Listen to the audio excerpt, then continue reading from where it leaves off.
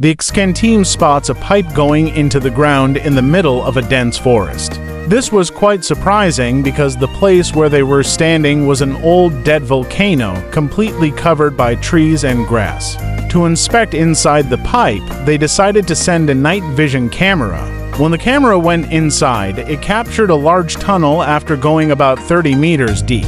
It was the 6th of March, 2018, and the Excan team near the city of Lublin in South Poland was about to witness something unique 30 meters below the ground.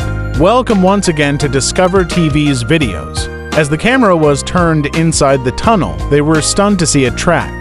They were still puzzled about the purpose of the track when a minecart, standing in the distance, drew their attention. When local authorities were informed, they brought a map of a lost tunnel from World War II. It was discovered that this tunnel had been built about 80 years ago during World War II, and for many years, local authorities had been searching for it. The tunnel entrance had been sealed with heavy stones, and years of soil and grass had erased any signs of its entrance. However, inside, the tunnel matched exactly with the one on the map. The presence of tracks and the minecart inside suggested that it might have been used for storing supplies during World War II. The iron items found inside the tunnel were rusted, and tools like shovels, drill bits, and pickaxes were found in the same condition as they had been left by Nazi military soldiers 80 years ago. During World War II, there was a confrontation between Nazi Germany and countries like Japan, the United States, and Britain. During this time, Hitler's army built thousands of underground bunkers. Though Hitler started it, the Allied forces later also began using underground tunnels and bunkers. During World War II, bunkers held significant strategic importance and were used both for defense and offense. Some were meant to protect against enemy attacks, while others were used to launch attacks. These bunkers provided protection from enemy airstrikes and artillery shells and served as secure bases for soldiers. Defensive bunkers on the front lines were designed in such a way that they could withstand enemy assaults, like Germany's Atlantic Wall, which was a formidable barrier against Allied attacks. Additionally, some bunkers were used for planning, where commanders managed their operations in secret. So many underground bunkers and war rooms were constructed during World War II that it is still impossible to count them, as thousands of them remain buried underground. It is said that during World War II, the Allied and Axis powers spent so much on underground bunkers that there was a worldwide shortage of iron and cement. An estimate suggests that building all these bunkers cost nearly $500 billion to $1 trillion today. To give you an idea, the daily expenditure of the United States' 20-year war in Afghanistan was around $200 million, while the daily cost of constructing bunkers during World War II was $460 million. This doesn't even include the expenses of manpower, logistics, and ammunition during the war. Let's take a look at some bunkers from history. The Atlantic Wall was a massive coastal defense system built by Nazi Germany during World War II. It stretched 2,400 miles, or 3,800 kilometers along Europe's coastline to protect against Allied attacks from the sea. Built between 1940 and 1944, this system included thousands of bunkers, ammunition depots, and fortresses. Hitler had control over many parts of France at that time, and one part of the Atlantic Wall was located in northern France, in the Normandy area, where the famous artillery battery, Long-sur-Mer, was installed. These bunkers were designed to withstand heavy bombings and to provide defensive fire during attacks. Norway's lower part was used to prevent Allied forces coming from the North Atlantic, and Hitler had placed parts of the Atlantic Wall there too. Fortresses like Kristiansand protected naval routes, and in the Netherlands, under Nazi control, thousands of safe bunkers were built on the North Atlantic coast. The entire Atlantic Wall, including underground bunkers, depots, tunnels, artillery batteries, and fortresses, was constructed by a company led by Fritz Todt, a German engineer. These structures were built by 260,000 workers, most of whom were prisoners, under forced labor in just 2 to 4 years. Even today, some parts of the Atlantic Wall remain as historical monuments. reminding us of the engineering feats and the costs involved during World War II.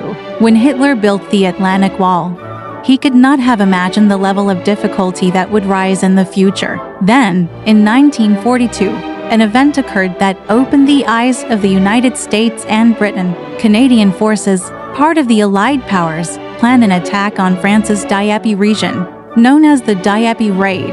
The aim of this attack was to understand how Hitler's Atlantic Wall functioned. The strong concrete bunkers successfully repelled the Allied attack. The Allied troops trying to land on the coastline were caught in a devastating crossfire from Nazi Germany. This was a major shock for the Allies, as they had underestimated the strength of the Atlantic Wall. After the WWII Raid, the Allies realized that if they were to succeed in attacking Hitler's regime, they would need to invest heavily in bunker and defense planning. Thus, the United Kingdom, France, the Soviet Union, and Canada began constructing bunkers and tunnels. Churchill War Rooms, located in an underground complex, were the headquarters of British Prime Minister Winston Churchill during World War II. This complex was designed to protect against Nazi Germany's airstrikes. After World War II, France built the Maginot Line, which included new underground bunkers and tunnels. France believed this system would protect them, but Nazi Germany bypassed the Maginot Line and invaded France through Belgium. On the other side of the world, Japan, which was allied with Hitler during World War II, also dug hundreds of underground bunkers. A complete network of tunnels was created under the islands of Japan, including hidden artillery positions, storage rooms, and living quarters. These tunnels were used for surprise attacks on Allied forces during their invasions. The bunkers and tunnels in Japan were much larger and more complex, housing thousands of Japanese soldiers for defense and resistance. These defensive systems were designed to stop Allied invasions and cause maximum casualties. The engineering of bunkers built during World War II was nothing short of miraculous, considering the wartime conditions, shortages of resources, and the constant threat of airstrikes. Many workers lost their lives from suffocation while working underground, but despite these challenges, thousands of bunkers were constructed, many of which remain hidden underground today, especially in Axis powers countries. After World War II, when their reign ended, the soldiers either sealed the bunker entrances and fled or died inside, leaving no trace of their locations.